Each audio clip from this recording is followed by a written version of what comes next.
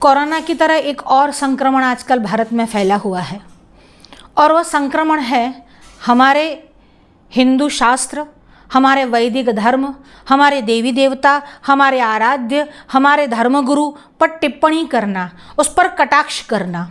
कुछ दिन ही पहले एक मंत्री जी ने टिप्पणी करी। अभी 2 दिवस पूर्व सुप्रीम कोर्ट के जस्टिस ने एक टिप्पणी की और नाम है उनका भूषण रामकृष्ण गवई। अभी तुम्हारा नाम भूषण है पर तुम हो तो दूषण ही। कि ये जो गवई है ना, उसका अर्थ यह होता है गाय सदृशम गवई। गाय जैसे दिखती तो है पर गाय होती नहीं, उसको कहते हैं गवई। जो न्यायमूर्ति जैसा दिखता है या न्यायमूर्ति की कुर्सी पर बैठा हुआ है पर जो न्यायमूर्ति नहीं, वो है ये है गवई, यानी भूषण गवई। अब उन्होंने टिप्पणी करते हुए क्या कहा है, ये महाशय कह रहे हैं कि आप अपने विष्णु से ही प्रार्थना कर लो, उसका ही ध्यान लगा लो। जिस न्यायपालिका की कुर्सी पर तुम बैठे हुए हो ना, उस न्यायपालिका का ध्येय वाक्य पता है तुमको? यतो धर्मस्ततो जयः। और यह ध्येय वाक्य कहाँ से लिया गया है? महाभारत से। हालांकि तुम्हें श्रुति, स्मृति, इतिहास, पुराणों से कोई लेना देना नहीं होगा, पर महाभारत से ध्येय वाक्य लिया गया है। ये उसी महाभारत में एक और वाक्य आया है, यस्य स्मरण मात्रेण जन्म संसार बंधनात् विमुच्यते नमस्तस्मै विष्णवे प्रभ विष्णवे।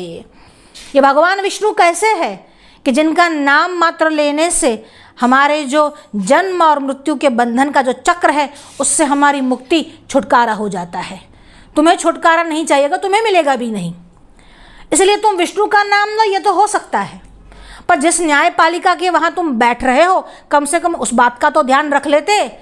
तुम्हारी न्यायपालिका में भगवत गीता की शपथ दिलाई जाती है और उस भगवत गीता को कहने वाले भगवान श्री कृष्ण हैं और वो और कोई नहीं, भगवान विष्णु के अवतार है। और तुमने हमसे कहा कि तुम भगवान विष्णु से ही कह लो। हमने भगवान विष्णु से याचना की। हमने जब याचिका दाखिल की और भगवान विष्णु ने कहा ये धूर्त है, ये मदान्ध है, उसको अपनी उसकी कुर्सी से नीचे उतार कर फेंक दो। हमारे भगवान विष्णु की ये आज्ञा है। तुमने धर्मशास्त्रों का मान न रखा ना सही, हालांकि ये हिंदू हो ही नहीं सकता जो धर्मशास्त्र का मान न रखे, पर तुम्हारी बुद्धि इतनी ही ग्रसित हो चुकी है, तुमने धर्मशास्त्र का अपमान कर दिया, हमारे अवतार का अपमान कर दिया। पर जिस संविधान की शपथ लेकर तुम वहां पर बैठे हुए हो, उस संविधान की धारा 25 से 30 ही कम से कम पढ़ लेते। उसमें ये बात आई है कि कोई भी किसी भी धर्म के खिलाफ अपनी अनर्गल प्रलाप नहीं कर सकता, किसी की धार्मिक आस्था पर कुठाराघात नहीं कर सकता, और वो तुमने किया है। तुम न्यायमूर्ति तो हो ही नहीं सकते, तुम जस्टिस बनने के लायक भी नहीं हो।